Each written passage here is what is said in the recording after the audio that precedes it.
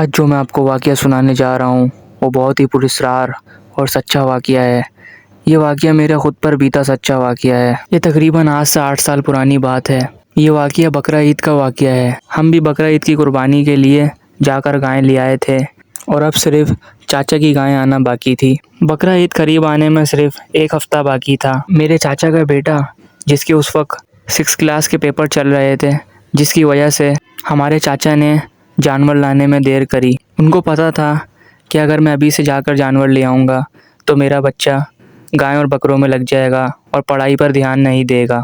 अब अहमद का आखिरी पेपर था, लिहाजा वो पेपर देकर आया और उसने अपने अब्बू से आकर ज़िद करी, अब्बू मेरे पेपर ख़त्म हो गए, आप जल्दी से गाय लेने चलो। आपने वादा करा था कि जब मेरे पेपर ख़त्म हो जाएंगे तो हम गाय ले आएंगे। इसकी बात सुनकर हमारे चाचा ने भी हामी भर ली कि चलो बच्चों के पेपर ख़त्म हो गए, अब इनको गाय लाकर दे देते हैं। हम लोग मंडी गए और वहाँ से 3-3.5 मन की एक अच्छी सी बछिया ले आए। वो बछिया वहाँ पर तो नॉर्मल थी, लेकिन जब हम इसे यहाँ पर लाए और अपनी कच्ची जगह पर बांधा तो उस गाय ने अजीब अजीब सी हरकतें करना शुरू कर दी।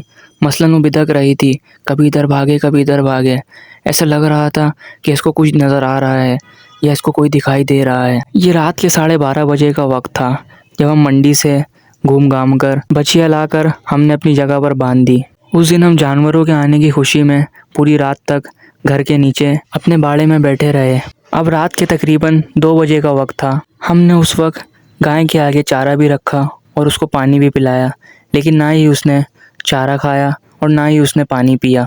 रात के 2 बजे के वक्त हमें ऐसा लग रहा था कि उस गाय के आसपास जैसे कि गैर मरई मखलूक है, जो कि उस गाय को भी दिखाई दे रही थी। वो गाय बहुत अजीब अजीब सी हरकतें कर रही थी। उसने अपनी आंखें पूरी फाड़ी हुई थी। वो कभी इधर देखे कभी इधर देखे, कभी ऊपर देखे कभी इस तरफ देखे। हमें समझ नहीं आ रहा था कि इसके साथ आखिर हो रहा क्या है। अब रात के तकरीबन 3 बजे का वक्त था और हम अभी तक वहीं अपने बाड़े में जानवरों के पास बैठे हुए थे। अचानक मेरे कज़न अहमद को छन छन की आवाज़ सुनाई दी। ये छन छन की आवाज़ जहाँ गाय बनी हुई थी वहीं से आ रही थी। अब ये छन छन की आवाज़ मुझे भी सुनाई देने लगी थी। अब जो मैं आपको बात बताने जा रहा हूँ, अपना दिल थाम कर बैठें। ये आवाज़ सुनकर हम वहाँ दूसरी तरफ पेड़ के पास जहाँ पर हमने गाय को बांधा हुआ था, हम उस तरफ गए और वहाँ पर हमने वहाँ पर देखा कि एक छोटे कद की बौनी सी औरत, जिसका नीचे का धड़ गायब था और इसका सर, खाली हमें इसका सर दिखाई दे रहा था। हमने देखा कि इस गैर मरई मखलूक का, इस डायन का चेहरा इतना ख़तरनाक, जिसमें से खून बह रहा था।